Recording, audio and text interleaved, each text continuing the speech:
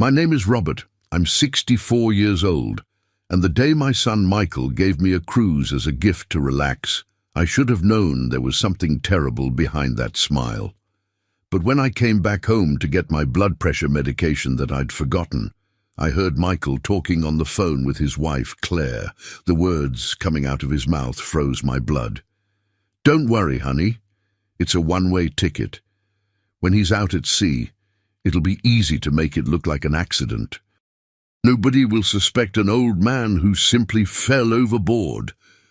At that moment, standing behind the door of my own house, I took a deep breath and thought, if that's how you want it, my dear son, have it your way, but you're going to regret it 3 times over, because my only son, the boy I raised with so much love, had just made the worst mistake of his life.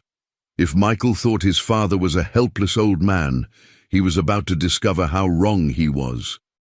A man my age who's fought his whole life, who raised children, lost his wife, survived betrayals and disappointments, doesn't give up easily.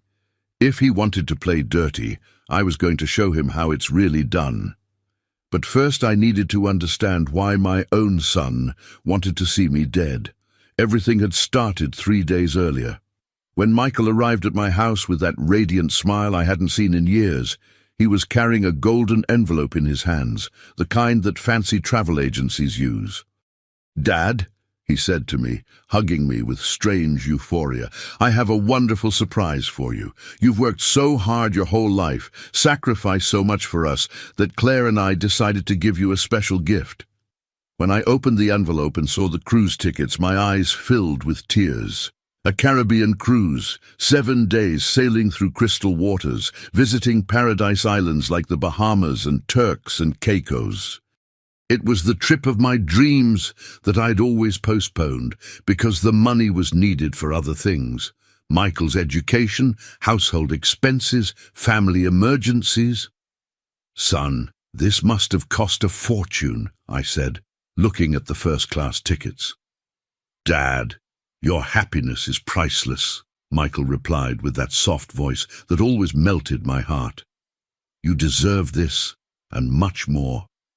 Besides, you need to relax, get away from the stress of the city, breathe the pure sea air. In 64 years of life, I've learned to trust my instincts, and something in the way Michael looked at me, something in the way his eyes didn't meet mine, told me there was more than he was willing to tell. But he was my son, my only son, the baby I carried in my arms through entire nights when he had a fever, the boy I taught to walk, the teenager I supported in every important life decision. "When do I leave?" I asked, feigning an emotion I no longer completely felt. "Day after tomorrow, Dad. Everything's already arranged. You just need to arrive at the port with your luggage. Claire took care of all the details." That night, while packing my suitcase, I couldn't shake a strange feeling.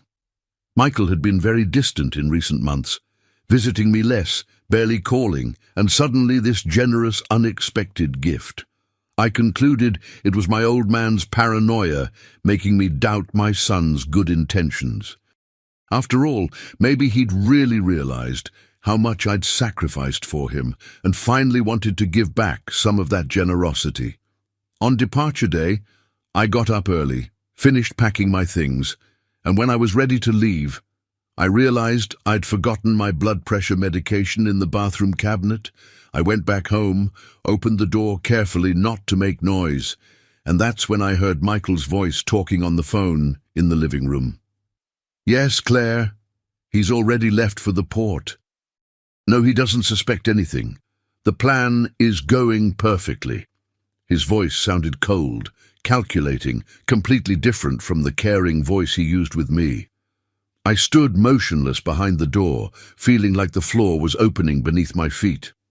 "Dad's life insurance is for $200,000, Michael continued, "and with the inheritance from the house, that's at least another $300,000. Enough to pay all my debts and start over." My heart stopped. My own son was talking about my death like it was a business, a cold, calculated transaction. Don't worry, honey. A man his age at sea. These things happen. Nobody's going to ask uncomfortable questions, and we'll be the perfect mourners, the children devastated by the loss. Tears ran down my face, but not from sadness. It was a mixture of anger, disappointment, and a determination I hadn't felt in years. At that moment, I understood I'd raised a monster, and if I wanted to survive, I'd have to be smarter than him. I left the house in silence, pretending I hadn't heard anything, but my mind was already working at full speed. I had to get to the port. I had to board that ship, but now I knew that every step I took brought me closer to danger. During the entire taxi ride, as I watched my city's streets pass by the window, I couldn't stop thinking about how it had come to this point. Robert Sullivan, had dedicated my entire life to being the perfect father. I married young at 20 to Michael's mother. I worked as an accountant in a small firm for 15 years, saving every penny I earned to give my family the best life possible. When my wife died of cancer, Michael was only 12 years old, and I decided that my life's only priority would be ensuring he had everything he needed. I left my job to take care of him full-time. I sold my car, pawned my watch collection, used all my savings to pay for the most expensive college in the city, Columbia University. While other fathers my age went out with friends, traveled, had fun, I stayed home doing freelance accounting work to have extra money for Michael's expenses. I never complained, never charged him for anything. I thought I was raising a good man, someone who would value everything his father had done for him. How foolish I was. When Michael married Claire 5 years ago, I was so happy. I thought I'd finally have the family I'd always dreamed of, that I'd have a daughter-in-law, grandchildren, family gatherings full of love. But Claire never liked me. From the first day, I saw in her eyes the contempt that some women feel for their fathers-in-law, as if I were a nuisance in their perfect marriage. And Michael, my dear Michael, began to change. Visits became less frequent, calls shorter, excuses more elaborate. When I asked about his work, he gave me vague answers. When I asked about his plans, he changed the subject. Now, sitting in the back of that taxi, I understood there had been signs everywhere, and I'd chosen to ignore them. Like that time 6 months ago when I arrived at his house unannounced and found Michael arguing heatedly on the phone about money. He got nervous when he saw me, hung up quickly and told me it was a small problem at work. Or like the time I heard Claire telling a friend that if her father-in-law didn't live so close, they'd have more space. When I mentioned this to Michael, he said I'd misunderstood, that Claire really liked me. But sometimes women said things they didn't really mean. I always found excuses to defend them, to justify their behavior, to convince myself my imagination was playing tricks on me. But now, with the truth hitting me like a slap, I understood that my son had been planning this for a long time. It wasn't an impulsive decision. It was a calculated, thought-out, elaborate plan, with the coldness of a professional killer. The taxi stopped in front of the port. The cruise ship was imposing, a white giant of 12 stories that rose toward the sky like a floating building. There were hundreds of people boarding with their suitcases, entire families excited for vacation, couples taking photos, children running back and forth. All of them would enjoy 7 wonderful days at sea. I, according to my son's plan, wouldn't come back alive, but as I dragged my suitcase toward the ship's entrance, a smile began to form on my lips.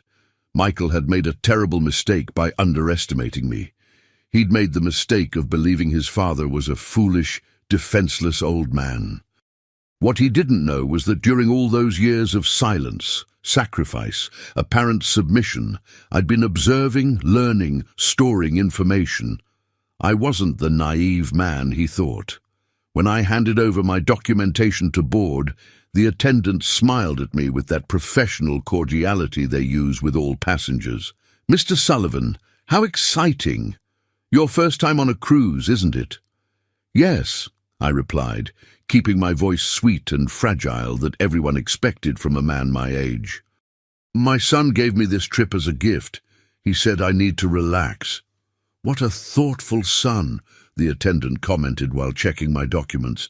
He's certainly going to miss you a lot during these 7 days. If she only knew, I thought to myself. If she only knew that his plan was for these to be the last 7 days of my life. But as I climbed the ramp toward the ship's interior, I was already formulating my own strategy. I had 7 days to transform from victim to hunter. 7 days to gather the evidence I needed. 7 days to prepare the surprise I had in store for Michael. My cabin was on the 8th floor, with a sea view. It was beautiful, elegant, with a comfortable bed and a small private balcony. Michael had paid for the best, probably thinking it was easier to make someone disappear from a balcony than from inside the ship. I left my suitcase on the bed and sat for a moment to think. I needed a plan, allies, and above all, evidence. Because knowing the truth was one thing, being able to prove it was something very different. I picked up my cell phone and dialed a number I'd saved months ago but never used. It was the number of Frank Harrison, a private detective I'd met when a neighbor had problems with her ex-husband. He'd given me his business card, saying that if I ever needed help, I shouldn't hesitate to call him. "Detective Harrison," a deep voice answered after 3 rings. "Hello, this is Robert Sullivan. We met a few months ago at the Hope Community Center, the neighbor who had a problem. I don't know if you remember me." "Of course I remember, Mr. Sullivan. How can I help you?" I took a deep breath before continuing. "I need to hire you for a very delicate case. My son is trying to kill me." There was silence on the other end of the line. He probably thought I was a paranoid old man with trivial family problems. "Mr. Sullivan, are you sure about what you're saying? These are very serious accusations." "I'm absolutely certain. I heard my son planning my death. I'm on a cruise right now, and he believes this will be just a one-way trip for me. I need you to investigate his finances, his debts, everything you can find, and I need you to help me gather evidence of what he's planning." "Where are you?" "On the Star of the Sea ship, which departs in half an hour toward the Caribbean islands. I'll be out of contact for 7 days, but when I return, I need to have as much information as possible about my son, Michael Sullivan." "Understood. I'll send you my bank account by text message for you to transfer $500 as an advance. And Mr. Sullivan, tell me one thing. Be very careful. If what you're telling me is true, you're in real danger.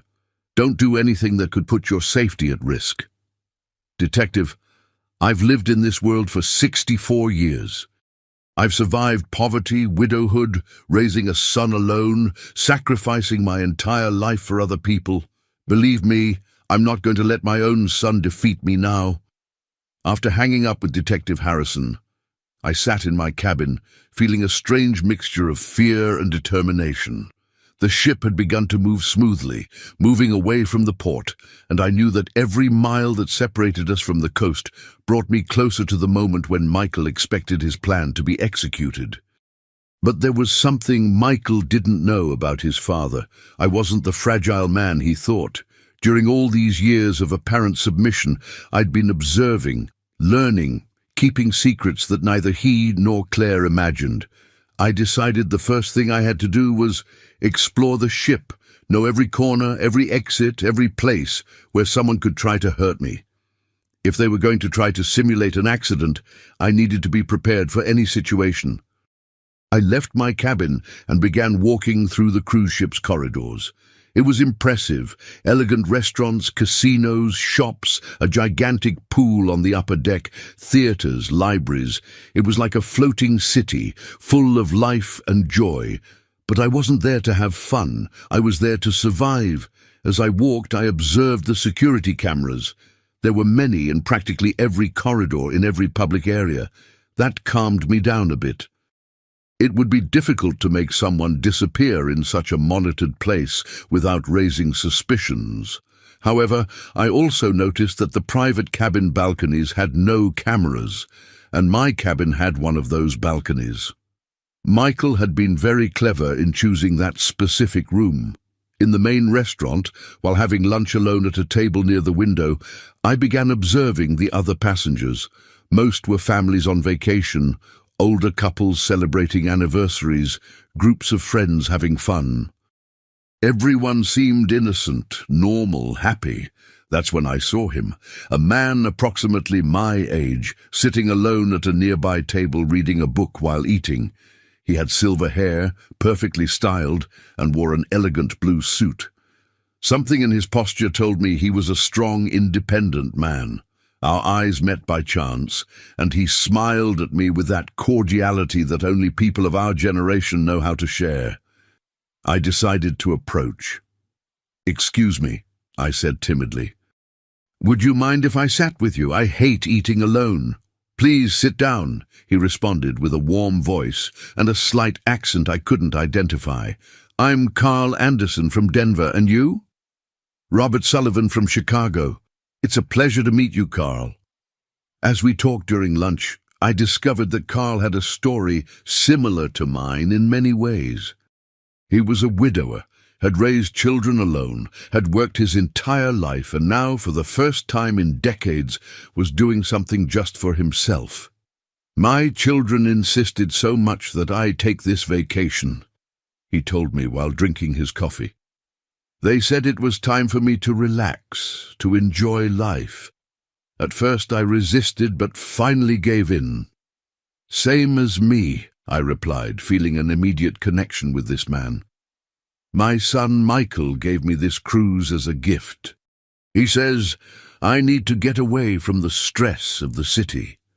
Something in the way Carl looked at me made me feel I could trust him. There was an intelligence in his eyes, a wisdom that only comes with the experience of having lived a lot and having learned to read people. "Robert," he said to me, lowering his voice, "can I ask you a personal question? You seem worried, tense. That's not the typical attitude of someone on a dream trip." For a moment I considered telling him everything, but then I remembered Detective Harrison's words about putting my safety at risk. I decided to be cautious. "It's just that, well, this is my first time on a cruise. Everything is so new, so different. I guess I'm a little nervous." Carl nodded understandingly, but I could see in his eyes that he didn't completely believe me. This man had experience reading between the lines. "Look, Robert," he said to me, leaning slightly in my direction, "we don't know each other, but I've lived for 62 years, and I've learned to recognize when a man is in trouble. If you need to talk to someone, or if you need help with anything, please don't hesitate to find me. My cabin is 1247 on the 12th floor." I felt a warmth in my chest that I hadn't felt in months. Here was a complete stranger offering me more genuine support than I'd received from my own son in years. "Thank you, Carl, really. And your cabin is very close to mine." "Mine is 847, on the 8th floor." "Perfect. Then we'll be ship neighbors." After lunch, I decided to explore more of the cruise. I went to the library where I found computers with internet access. It was limited and expensive, but I could send short messages. I sat in front of one of the computers and wrote a quick email to Detective Harrison. "I'm fine. Especially investigate Michael's gambling debts. I think that's the key to everything. I have a new ally on the ship. I'll keep in touch when I can. Robert." Next, I went to the ship's casino, not to gamble, but to observe. I wanted to understand how the world of betting worked, what kind of debts someone could accumulate, how people got so desperate for money that they'd consider murder as an option. I saw men and women betting large amounts with the naturalness of someone buying a magazine. I saw the excitement on their faces when they won and the despair when they lost. I saw how some gamblers seemed to be in a downward spiral, betting more and more money in a desperate attempt to recover what they'd lost. And then I understood. Michael wasn't just an ungrateful son. He was a desperate man, probably with huge debts, who saw his father's death as the only solution to his financial problems. That night, while dining in the main restaurant, I ran into Carl again. This time, he approached my table without me inviting him. "Robert," he said to me, sitting in front of me, "I've been thinking about our conversation this afternoon, and I need to tell you something. You don't look like a man on vacation. You look like a man who's running from something or planning something." I remained silent for a moment, evaluating how much I could reveal to him. "Carl," I finally said, "have you ever discovered that someone you love deeply betrayed you in the worst possible way?" His eyes softened, and I saw in them a glimmer of recognition. "Yes," he answered simply. "My business partner. I discovered he'd been embezzling money from our company for years, almost led us to bankruptcy. What did you do? What I had to do. I gathered all the evidence, confronted him, and made sure he paid for what he'd done. But Robert, we're talking about your son." I took a deep breath. Carl had already shown he could keep difficult family secrets, and I needed an ally, someone to trust during these crucial 7 days. "Carl," I said, looking directly into his eyes, "my son is trying to kill me, and I have 7 days to stop him and prove what he's planning." The expression on Carl's face changed immediately. It wasn't surprise, it wasn't disbelief. It was the look of a man who'd lived long enough to know that families can hide the darkest secrets. "Robert," he said to me, lowering his voice to the point of becoming a whisper, "tell me everything from the beginning." For the next 40 minutes, I told Carl the whole story. I talked about the cruise gift, about the phone conversation I'd heard, about the gambling debts I suspected Michael had, about the life insurance and inheritance he expected to receive after my death. Carl listened to me without interrupting even once. When I finished, he remained silent for a few minutes, processing all the information. "Robert," he finally said, "this is very serious. You're in real danger, but it also seems to me that you already have a plan." "I'm starting to," I replied. "I've hired a private detective to investigate Michael's finances, but I need more than that. I need concrete evidence of his intentions. I need witnesses. I need evidence that a judge can't ignore." "And how do you think you'll get all that while you're on this ship?" "That's where I need your help, Carl. Michael is going to try to communicate with me during the trip. He's going to call me, send me messages, pretending to be the concerned son. Each of those conversations will be an opportunity for him to betray himself." Carl nodded slowly, beginning to understand where my plan was going. "You want to record?" he said. "Exactly. But I can't do it alone. I need witnesses.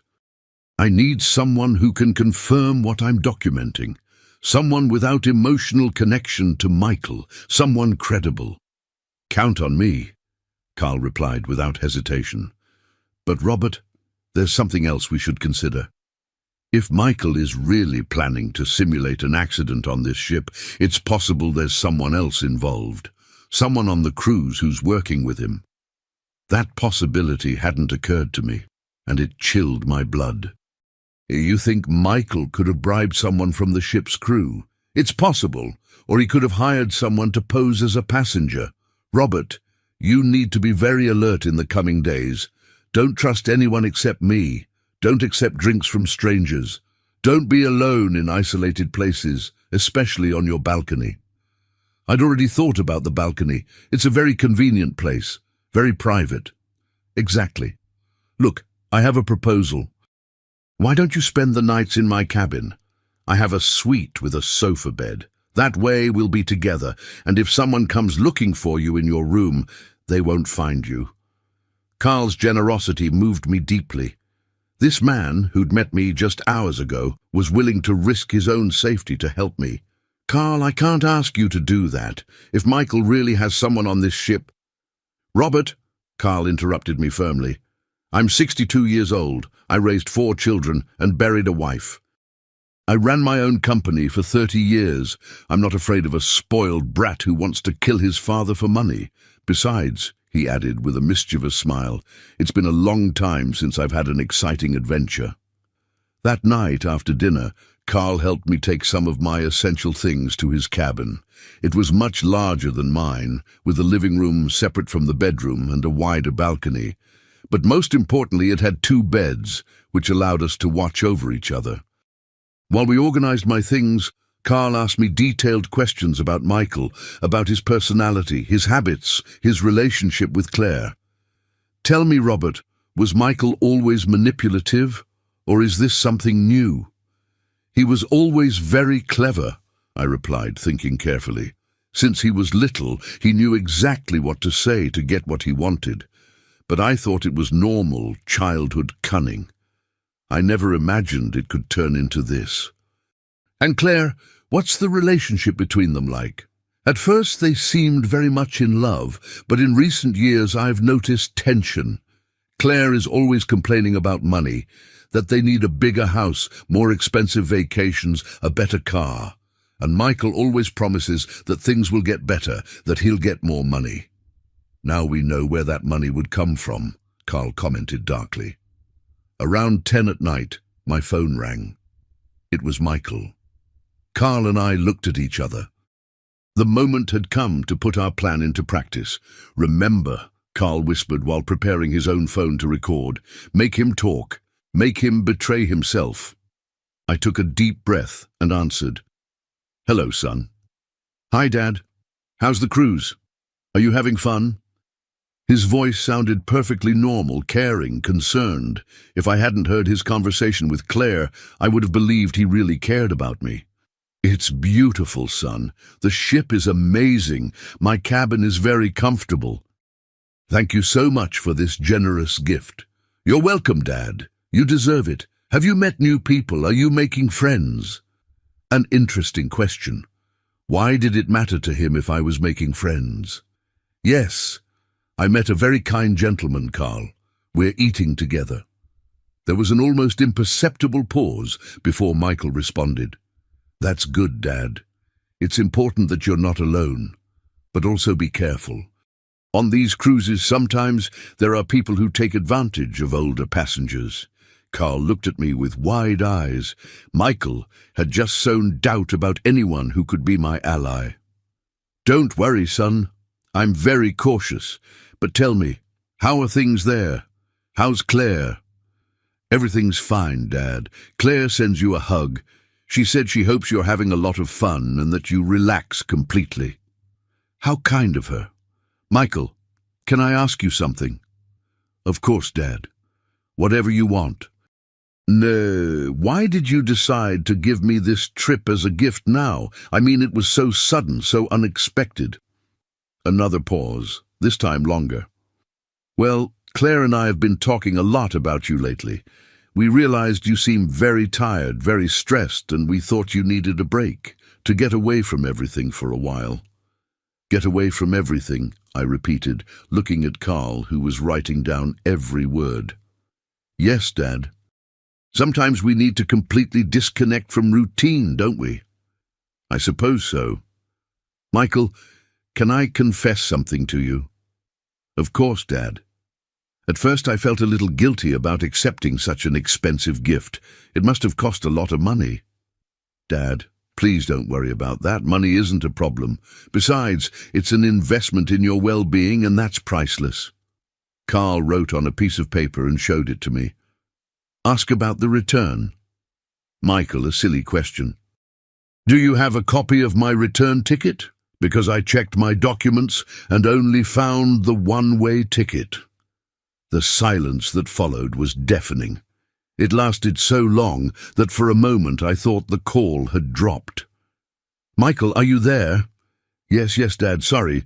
Claire was telling me something about the tickets. Don't worry, the travel agency has everything organized. You just need to enjoy the trip and we'll take care of the details. But Michael, I want to be sure I can come back. Could you check with the agency tomorrow and confirm for me? Dad, please trust me. Everything is perfectly organized. You don't have anything to worry about. Just relax and enjoy. That's the goal of the trip. Okay, son, I trust you completely. Perfect, Dad. I love you very much. Sweet dreams. I love you too, Michael. Good night. When I hung up, Carl and I remained silent for a few minutes, processing what we'd just heard. Robert, Carl said finally. That conversation was very revealing.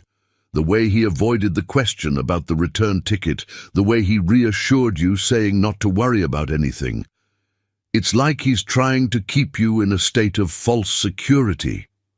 And the question about whether I was making friends, I added. It's like he was evaluating if I had allies, if there was someone who would notice if something happened to me. Exactly. Robert, tomorrow we need to go to the ship's office and personally verify the status of your return ticket. I want to see with my own eyes what Michael really booked. The next morning, Carl and I woke up early with a clear mission. After having breakfast in his cabin to avoid unnecessarily exposing me to public restaurants, we went directly to the passenger service office on the 3rd floor of the ship. The office was an elegant space with several desks staffed by uniformed employees. We approached a young woman named Patricia, according to her badge, who received us with a professional smile. "Good morning, gentlemen. How can I help you?" "Good morning," I replied, trying to keep my voice calm. "I need to verify my complete travel itinerary. My name is Robert Sullivan, cabin 847. Patricia typed quickly on her computer and frowned slightly. "Mr. Sullivan, I see here that you have the 7-day cruise booked along the Caribbean, but She stopped, looking at the screen with confusion. "But what?" Carl asked, noticing the hesitation in the employee's voice. "It's a bit strange. I see you have a one-way ticket, but no reservation appears for the return flight to Chicago. Normally, our packages include complete round-trip transportation." I felt like I'd been punched in the stomach. Even knowing the truth, hearing the official confirmation hurt deeply. "What does that mean exactly?" Carl asked, pretending to be as confused as I was. "Well, it means that when the cruise ends in 7 days, you have no way to get home. It could be a system error, or maybe whoever bought the package thought about adding the return flight later." "Who bought this package?" I asked, even though I already knew the answer. Patricia reviewed the information again. "Here it says it was purchased by Michael Sullivan, with a credit card in his name." "Is he your relative?" "He's my son," I replied, feeling a mixture of sadness and anger. "Oh well, then surely he'll take care of buying your return ticket. But Mr. Sullivan, I recommend you communicate with him soon, because flights from Miami to Chicago tend to fill up quickly, especially at this time of year." Carl and I looked at each other significantly. "Patricia," Carl intervened, "would it be possible for Mr. Sullivan to buy his return ticket right now to be sure he'll have a seat?" "Of course. Let me check availability." Patricia typed for several minutes. "I have availability on a flight leaving Saturday at 3 p.m., the day the cruise ends. The cost would be $750. "I want it," I said immediately, pulling out my credit card. While Patricia processed the purchase, Carl whispered in my ear, "Robert, we just got our first piece of evidence. Michael deliberately didn't buy your return ticket. That shows premeditated intent." When we left the office, we decided to walk on the ship's deck to talk privately. The day was beautiful, with bright sun and a gentle breeze, but I couldn't enjoy anything knowing what I knew. "Carl," I said as we walked near the railing, "every piece of evidence we find hurts me more. It's like discovering over and over that my own son wants to see me dead." "I know, Robert, but every piece of evidence we find also protects you more. Look what we just did. Now you have your return ticket, and we have documented evidence that Michael never intended for you to come back alive." At that moment, my phone rang. It was a text message from Michael. "Good morning, Dad. How did you wake up? Did you sleep well in your cabin?" I showed the message to Carl. He's checking if you're in your cabin, he told me. He probably expected you to answer from there. I decided to test something. I replied, "Good morning, son. I slept very well." "I'm on the deck sunbathing. The ship is wonderful." The response came almost immediately. "That's good, Dad. Enjoy a lot. Have you explored the whole ship yet?" Another strange question. Why did he care how much I'd explored the ship? "I haven't explored everything yet. It's very big. Yesterday I got to know the restaurants and the casino. Today I want to see the pool and maybe the spa." "Perfect, Dad. Just be careful near the railings. Sometimes people get seasick with the ship's movement and can lose their balance." Carl read the message over my shoulder, and his face went pale. "Robert," he whispered. "He just suggested how you're going to die. An accident near the railings." "I know," I replied, feeling a chill despite the sun's heat. "He's planting the idea, preparing the ground for when the news reaches shore." I replied to Michael, "Don't worry, son. I'm very careful. I always stay away from the edges." "That's what I hope, Dad. I love you very much and want you to come back safe and sound." What irony, Michael talking about wanting me to come back safe and sound when he himself had planned for me to never return. During the rest of the day, Carl and I elaborated our plan in more detail. We decided we needed more evidence, more recordings, more proof of Michael's true intentions. We also determined it was crucial to identify if there was someone else on the ship working with him. Carl suggested we pay attention to any crew member who showed special interest in me or any passenger who seemed to be watching me. That afternoon, while we were at the pool, I noticed a man approximately 40 years old was watching us from the bar. He was wearing a green shirt and long pants, which was strange for being next to a pool. Every time I looked at him, he quickly looked away. "Carl," I whispered. "That man at the bar, the one in the green shirt. Notice he's watching us." Carl turned discreetly to look at him. "Yes, I see, and you're right. His behavior is suspicious. Let's do a test." Carl got up and walked to the other side of the pool, as if going to the bathroom. I stayed in my place watching the man. Indeed, his eyes followed me the whole time, completely ignoring Carl. When he came back, he confirmed what I already knew. "Robert, that man is definitely watching you specifically. When I left, he didn't pay me any attention. His eyes were fixed on you." "What do we do? Let's be very clever. Get up and walk toward the elevator. I'll stay here and watch if he follows you." I did exactly what Carl suggested. I got up, slowly gathered my things, and walked toward the elevator. When the doors opened, I looked back discreetly. The man in the green shirt had gotten up from his place at the bar and was walking in my direction. I quickly entered the elevator and pressed the button for the 12th floor, where Carl's cabin was. When the doors closed, I felt temporary relief, but also terrifying confirmation. Michael definitely had someone watching me on the ship. 15 minutes later, Carl arrived at the cabin. "Robert, you're right. That man followed you to the elevator. When he saw you'd gone up, he also took the next elevator. He's definitely suspicious." "What do we do now? If Michael has someone here, I'm in real danger." "We're going to be smarter than them," Carl replied with determination. "Tomorrow, we're going to confront that man, but in a safe way. We're going to make him betray himself, just like we're doing with Michael." That night, while we had dinner in Carl's cabin to avoid exposing ourselves in public restaurants, my phone rang again. This time it was Claire. "Hi, Robert, how are you? It's Claire. How's the cruise?" It was the first time in months that Claire had called me directly. Her voice sounded forcedly cheerful. "Hello, Claire. What a surprise to hear from you." "The cruise is beautiful. Thank you very much." "That's good, Robert. Michael told me you talked yesterday and that you're very happy.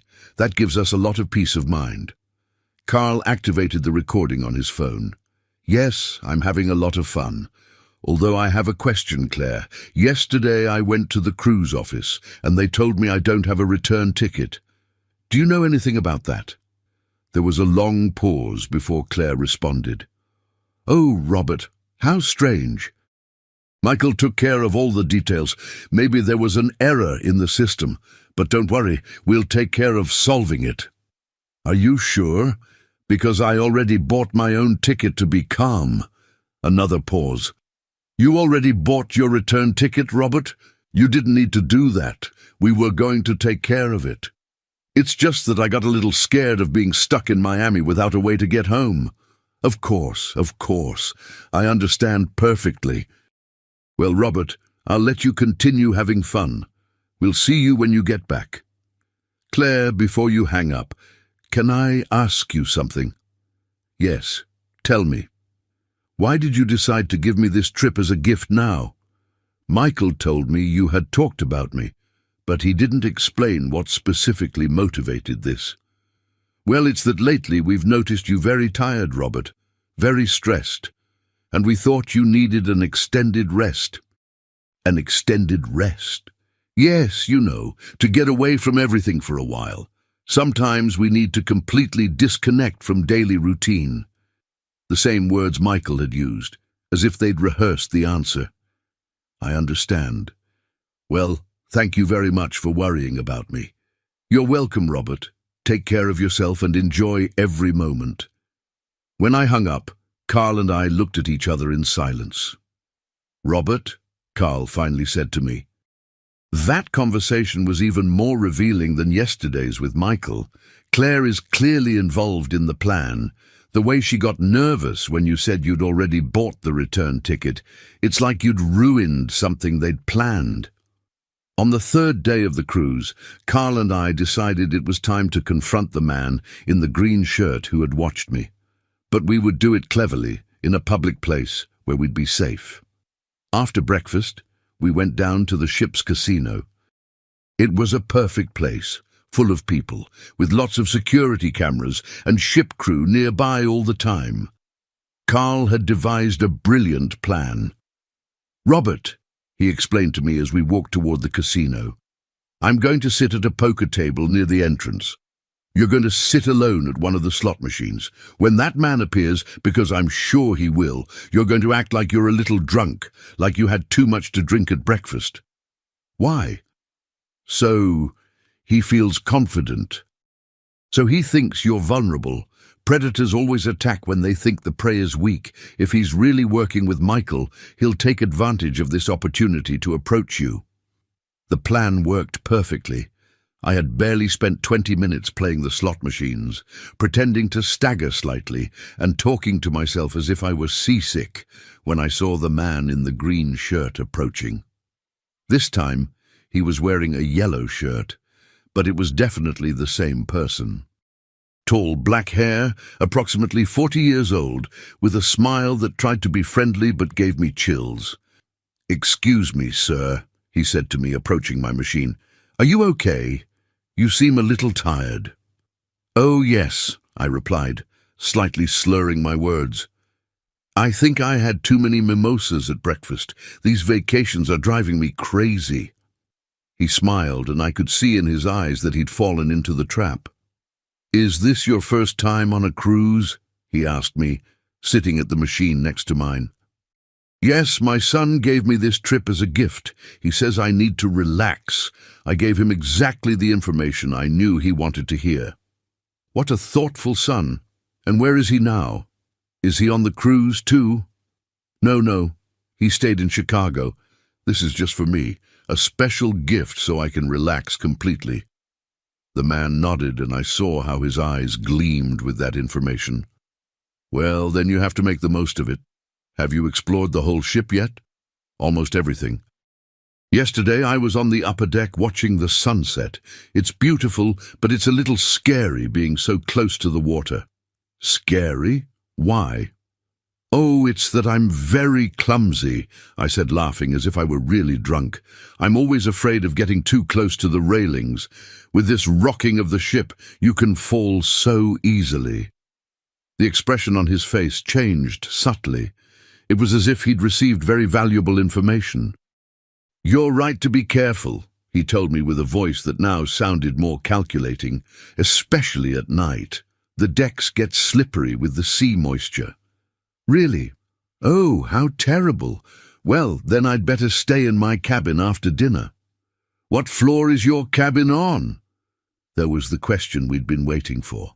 On the 8th floor, 847. It has a beautiful balcony, but as I said, I'm afraid to lean over too much. The man smiled in a way that chilled my blood. Well, sir, it was a pleasure meeting you. I hope you enjoy the rest of your cruise very much. He got up and walked away quickly. From my position, I could see he headed directly to the ship's public phones. Carl had observed the entire conversation from his poker table. When the man walked away, he also got up and followed him discreetly. 15 minutes later, Carl came back to find me with an expression of urgency on his face. Robert, we need to talk immediately, in private. As we quickly went up to his cabin, and Carl closed the door with the lock. Robert, that man made a call immediately after talking to you. I couldn't hear the whole conversation, but I clearly heard these words. Yes, he's in 847, 8th floor with balcony. He said he's afraid of getting close to the railings, perfect for what we need. I felt like the air had left my lungs. Carl, are you absolutely sure of what you heard? Absolutely, Robert. That man is definitely working with Michael, and now he knows exactly where to find you and what's the best way to make your death look like an accident.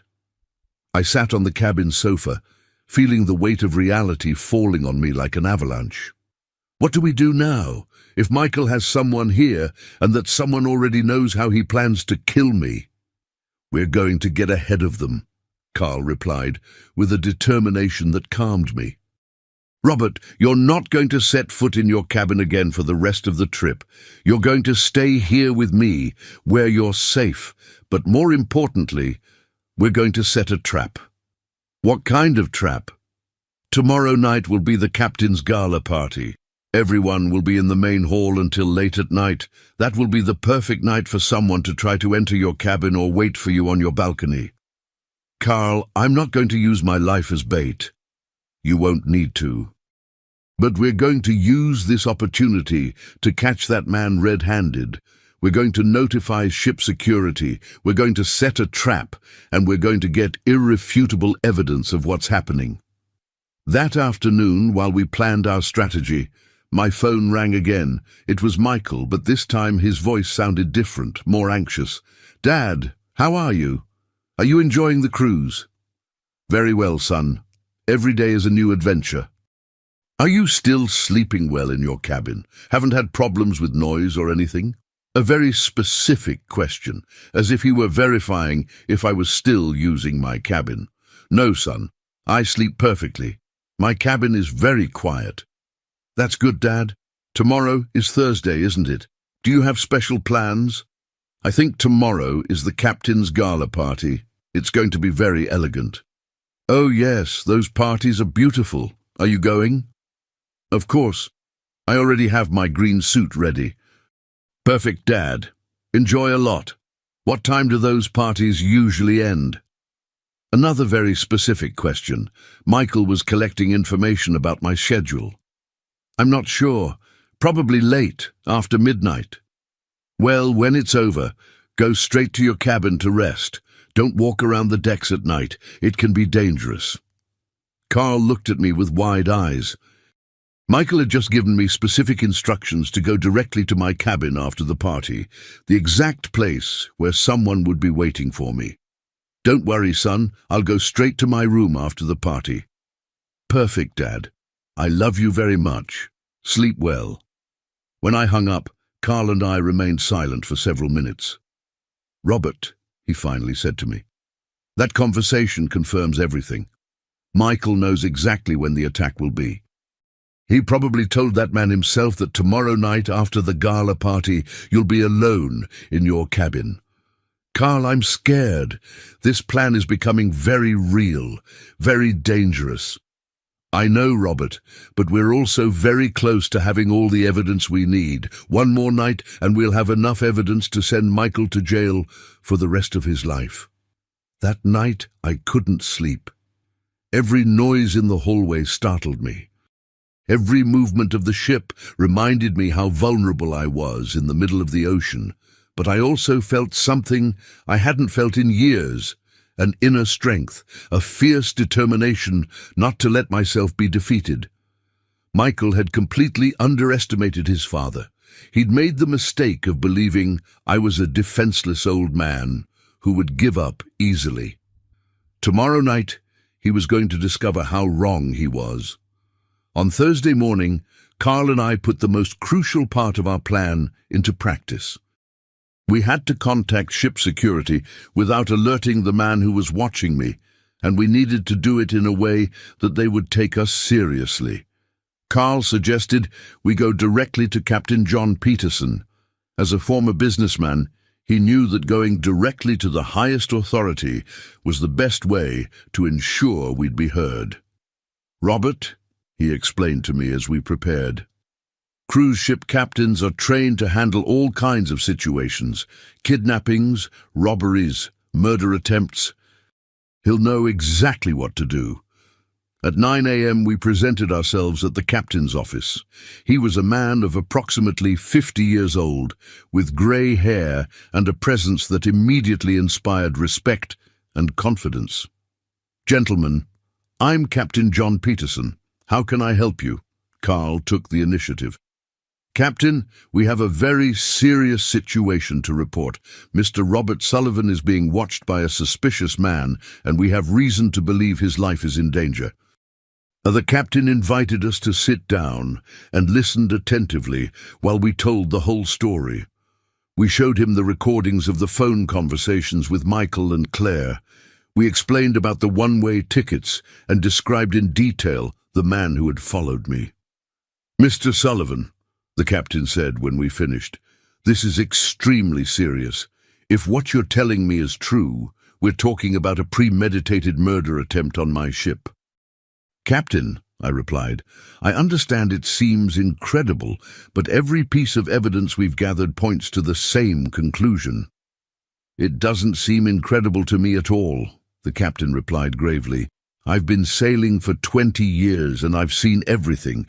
Greed can lead people to do unimaginable things, even to their own family members."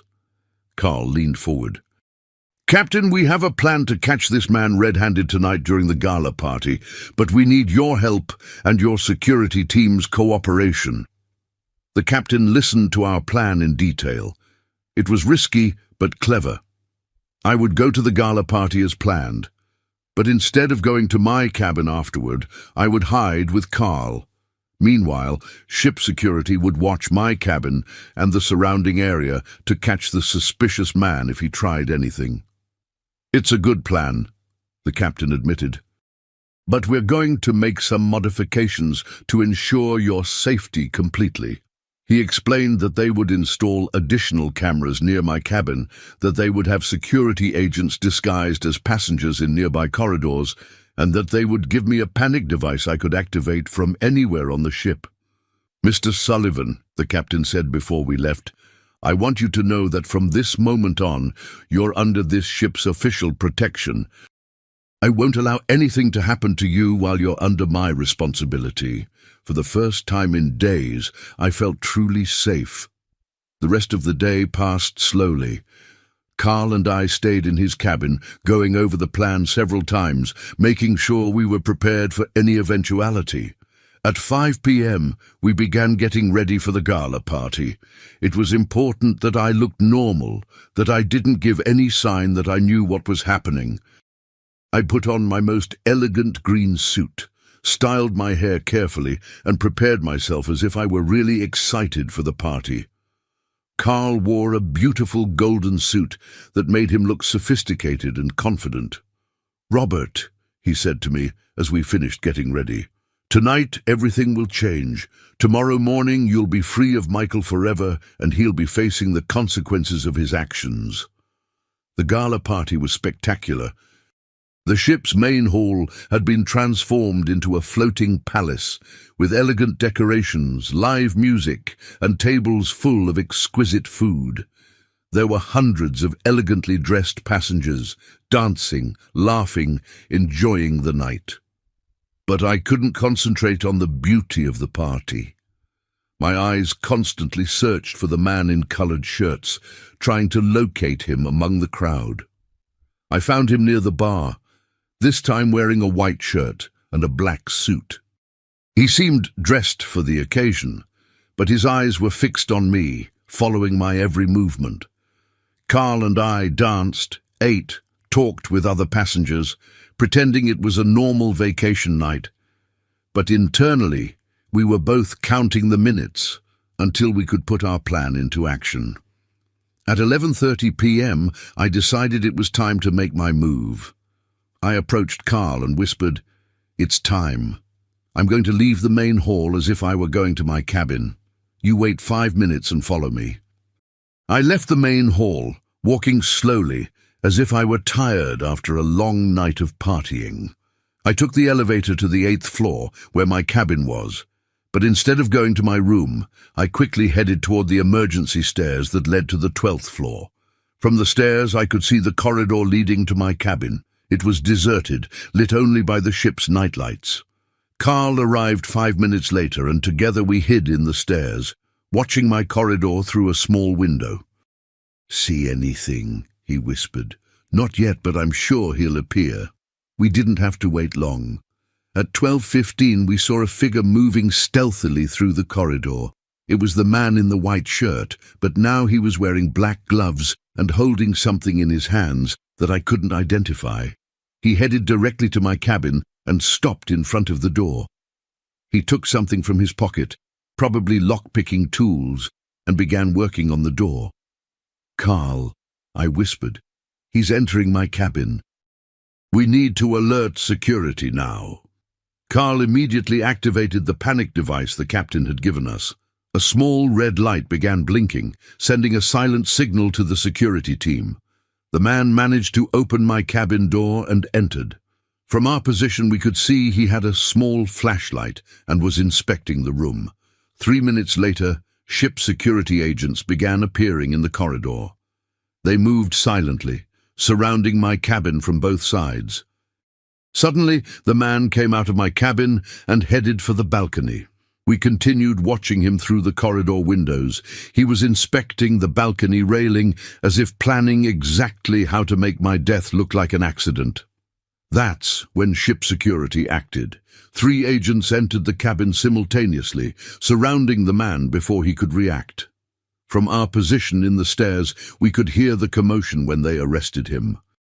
He was shouting, insisting he'd entered the cabin by mistake, that he'd gotten the wrong room. But when they searched his pockets, they found a small bottle with liquid, lock-picking tools, and most incriminating of all, a cell phone with text messages from Michael. Carl and I went down to the 8th floor, where Captain John was already supervising the situation. "Mr. Sullivan," the captain said, "we caught your attacker and found very interesting evidence." He showed me the man's cell phone. There were several messages from Michael with specific instructions. "Wait until after midnight. Make it look like he fell from the balcony by accident. Make sure there are no signs of struggle." I felt a mixture of relief and horror. Relief because I was alive and safe. Horror because I had final confirmation that my own son had paid someone to murder me. "Captain," I asked with a trembling voice, "what happens now?" "Now, Mr. Sullivan, this man will be formally arrested when we reach port tomorrow, and you'll have all the evidence you need to prosecute your son for attempted murder." Friday morning was the longest of my life. After the man Michael had hired was arrested, Carl and I stayed awake in his cabin, processing everything that had happened. Captain John had ordered the detainee to remain in a ship security cell until we reached port. "Robert," Carl said to me as we had coffee at 3 a.m., "do you realize what we just did? We not only saved your life, but now we have irrefutable evidence to send Michael to jail." "I know," I replied, feeling a strange mixture of triumph and deep sadness. "But Carl, I also just discovered that my only son, the boy I raised with so much love, really wanted to see me dead. I don't know how I'll recover from this." You'll recover because you're a stronger man than Michael ever imagined, and because now you'll have the opportunity to live your life free from his manipulation and cruelty. At 6 a.m., Detective Harrison called me from Chicago. He'd worked all night investigating Michael's finances. "Mr. Sullivan," he told me with an excited voice, "I found exactly what we were looking for. Your son has gambling debts of over $200,000 with very dangerous loan sharks. But that's not all. What else did you find? Michael has been forging your signature on bank documents for months. He used your house as collateral for several loans without your knowledge. If you had died, he would have inherited everything and been able to pay his debts. But Robert, there's one more thing you need to know." "Tell me." "Claire is also in debt up to her neck. She has overdue credit cards for more than $50,000. Both were desperate for money, and your death was the only solution they saw." Each new revelation was like a dagger to the heart. Not only Michael, but also Claire had planned my death for money. "Detective Harrison, what do we need to do now?" "When you return to Chicago tomorrow, we'll go straight to the police station. With all the evidence we have, Michael and Claire will be arrested immediately." After hanging up, I sat in silence for a long time. Carl respected my need to process everything I'd heard. Finally, I decided it was time to do something I'd been putting off. Call Michael. "Carl," I said, "I want to call Michael now. I want to hear his voice when I tell him I know everything he's done." "Are you sure, Robert? This could be dangerous. If he realizes his plan failed..." "I don't care about danger anymore. I'm tired of pretending, tired of acting like the naive father who doesn't know anything. I want him to know his father isn't the foolish old man he thought." I dialed Michael's number. He answered on the second ring. "Dad, what a surprise. How did you wake up? Did you sleep well after the party?" His voice sounded falsely cheerful as always, but now I could hear the lie behind every word. "Hello, Michael. Yes, I slept very well. But I have to tell you something very interesting that happened last night." "What happened, Dad?" "Well, after the party, when I returned to my cabin, I found a man trying to enter my room." Can you believe that? There was a long silence on the other end of the line. "A man? What kind of man?" "A man about 40 years old. Ship security arrested him. And you know what's strangest, Michael?" "What, Dad?" "When they searched his phone, they found messages from you. Messages where you gave instructions on how to kill me and make it look like an accident." The silence that followed was deafening. It lasted so long I thought Michael had hung up. "Michael, are you still there?" "Dad," he finally said with a completely different voice, cold and calculating. "I don't know what you're talking about. That's impossible." "It's impossible, Michael. I have recordings of all our phone conversations. I have evidence that you never bought my return ticket. I have proof that you hired a killer. And the detective I hired has evidence of all your gambling debts and the fraudulent loans you took using my house." Another long silence. "You hired a detective? Dad, have you gone crazy?" "No, Michael, I've become smart for the first time in my life. I stopped blindly trusting you and started using my brain." "Dad, I think the stress of the trip is affecting you. You're saying things that don't make sense." "They don't make sense, Michael. Your plan failed. The man you hired is arrested. I'm alive. And tomorrow, when I return to Chicago, you're going to be arrested for attempted murder." "Dad, you need to calm down. When you get home, we'll talk calmly. You're confused." "I'm not confused, Michael. I'm disappointed. I'm discouraged. I'm sad for having raised a son who valued money more than his own father's life. But I'm not confused. And don't call me Dad ever again," I said with a firmness I didn't know I had. "A father is someone who's respected, loved, protected. You only saw me as an obstacle between you and my money. Listen to me well, Michael. When I arrive in Chicago tomorrow, I'm going to hand over all the evidence to the police station.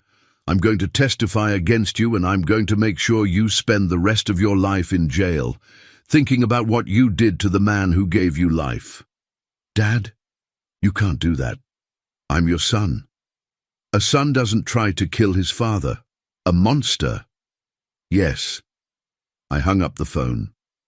Carl hugged me while tears rolled down my face. They weren't just tears of sadness. They were tears of liberation, anger, relief, pain. It was as if all the feelings from the past days were coming out of me at the same time. "Robert," Carl said to me softly, "what you just did required incredible courage. That wasn't the end of a relationship. That was the birth of a new Robert, a man who will never again allow anyone to abuse his kindness." The rest of the day we spent preparing for the return to Chicago. Captain John helped us organize all the evidence. The recordings of phone conversations, security reports, witness statements, photos of the arrested man and the objects found with him. "Mr. Sullivan," the captain told me before dinner, "I want you to know that in my 20 years sailing, I've never seen a man demonstrate as much courage and determination as you've demonstrated this week. Your son completely underestimated his own father." That night, my last night on the cruise, Carl and I had dinner in the main restaurant for the first time since the first day. I no longer had to hide, no longer had to pretend, no longer had to be afraid. "Carl," I said as we toasted with champagne, "I don't know how to thank you for everything you've done for me. You saved my life." "Robert, you saved your own life. I was just your adventure companion. But I want you to know that this experience has changed me too. It reminded me that men our age still have a lot to offer the world, a lot of strength to show. What are you going to do when we get back to land?" "I'm going back to Denver and I'm going to start living my life more fully." "And you, Robert? What are you going to do?" "I'm going to make sure Michael pays for what he did, and then I'm going to start living for myself for the first time in 64 years. On Saturday morning, when the cruise ship arrived at the port of Miami, I was no longer the same man who had boarded that vessel 7 days earlier. I was Robert Sullivan, but a completely new version of myself. Stronger, smarter, more determined than ever. Carl and I said goodbye at the port with tears in our eyes, but also with the promise to keep in touch forever. He had been more than a friend during those crucial days. He had been my brother, my ally, my savior. "Robert," he said to me as we hugged for the last time, "remember that you're no longer the man who sacrifices in silence. You're the man who fights for his life and wins. Never forget that strength you discovered." "I'll never forget, Carl. And I'll never forget that when I needed someone most, you appeared like an angel in my life." My flight to Chicago left at 3 p.m. I had enough time to call Detective Harrison and confirm that everything was ready for what was coming. "Mr. Sullivan," the detective told me, "I have everything prepared. The moment you land, we're going straight to the police station. The chief has already reviewed all the evidence I sent him and is ready to proceed with the arrest warrants." During the flight back to Chicago, I couldn't help but reflect on everything that had happened. A week ago, I was a 64-year-old man living in silence, who had dedicated his entire life to pleasing others, who had allowed himself to be underestimated and ignored. But those 7 days on the cruise had transformed me completely. I had discovered that I had a strategic intelligence I'd never used, a courage I'd never demonstrated, a determination I'd never needed. When the plane landed in Chicago, Detective Harrison was waiting for me at the airport. He was a man of approximately 50 years old, tall, with grey hair and a presence that immediately inspired confidence. "Mr. Sullivan," he said, shaking my hand, "it's an honor to finally meet you. What you accomplished on that cruise was extraordinary." "Detective, I just did what I had to do to survive." "No, sir, you did much more than survive.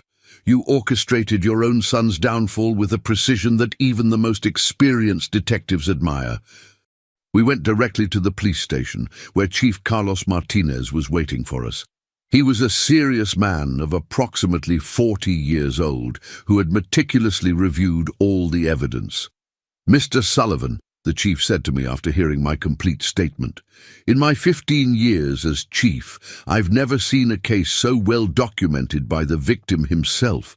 The recordings, the financial evidence, the cruise crew statements, everything forms a case as solid as a rock. What happens now? I asked. Now we issue arrest warrants for Michael Sullivan for attempted murder, criminal conspiracy, and financial fraud. For Claire Sullivan for criminal conspiracy and complicity in attempted murder. Both will be arrested before the day ends. 2 hours later, I was sitting in my living room, in my own house, waiting. Detective Harrison had insisted on staying with me until Michael and Claire were arrested, in case they tried something desperate. At 6 p.m., my phone rang. It was Chief Martinez. Mr. Sullivan, I have news. Michael and Claire have been arrested. We found them at their house, apparently preparing to flee the country. They had packed suitcases and plane tickets to Toronto. I felt a mixture of relief and deep sadness. Relief, because I was finally completely safe. Sadness for the final confirmation that my son really had wanted me dead. What will happen to them now? They'll be prosecuted by justice. With all the evidence we have, they'll probably receive long prison sentences. Michael is facing charges that could lead him to 20 years in jail. Claire, as an accomplice, is facing up to 10 years. That night, alone in my house for the first time in a week, I sat in my favorite armchair and reflected on everything that had changed in my life. I no longer had to live in fear of my own son. I no longer had to pretend I didn't know how cruel he was. I no longer had to sacrifice my well-being for someone who didn't value me. But more importantly, I had discovered something about myself that I'd never known. I was capable of fighting for my own life and winning. The following months were a whirlwind of legal procedures. I had to testify at trial, confront Michael in court, relive all the details of his betrayal. It was painful, but also liberating. During the trial, Michael tried to act like the repentant son, like a man who had made a terrible mistake but really loved his father. But the evidence was overwhelming. The recordings, text messages, the testimony of the man he'd hired to kill me, the financial evidence, everything painted the picture of a man who had coldly planned his own father's murder. On the day the sentence was announced, Michael was sentenced to 18 years in prison. Claire received 8 years. When I heard the verdict, I didn't feel joy, but I felt justice. After the trial, I made important decisions about my life. I sold the house where I'd lived for so many years, the house full of painful memories. With the money from the sale, I bought a small, comfortable apartment in a new area of the city. But most importantly was what I did with my time and energy. I began working as a volunteer at a help center for older men who had been victims of family abuse. My experience had taught me that many men my age suffered in silence, allowing their own family members to mistreat them because they believed they had no options. Gentlemen, I would say to the men who came to the center seeking help, I want to tell you the story of how my own son tried to kill me and how I managed not only to survive, but also to bring him to justice. Every time I told my story, I saw in those men's eyes the same awakening I had experienced on the cruise. The understanding that they weren't condemned to be victims, that they had more strength and resources than they imagined. Carl and I maintained our friendship through weekly phone calls and occasional visits. He had become more than a friend. He was my battle brother, the person who had helped me discover who I really was. A year after the cruise, Carl came to visit me in Chicago. We were having dinner in my new apartment when he asked me a question that surprised me. Robert, have you ever regretted exposing Michael? Have you ever felt nostalgic for the relationship you had before? Carl, I replied without hesitation. The relationship I thought I had with Michael never really existed. It was an illusion based on my need to believe I'd raised a good man. The truth is that Michael was always manipulative, always selfish, always saw me as a means to get what he wanted. I just didn't want to see it. And don't you miss having family? I have family, I said, smiling. I have you. I have the men at the center who have become my brothers. I have a life full of people who value me for who I am and not for what they can get from me. On my second anniversary back from the cruise, I decided to do something that would symbolize my complete transformation. I signed up for dance classes.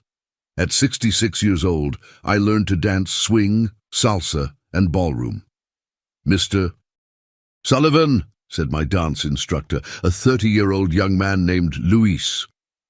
"I've never seen someone your age move with such confidence and grace. Where did you learn to have such self-confidence?" "I learned at sea," I replied with a smile.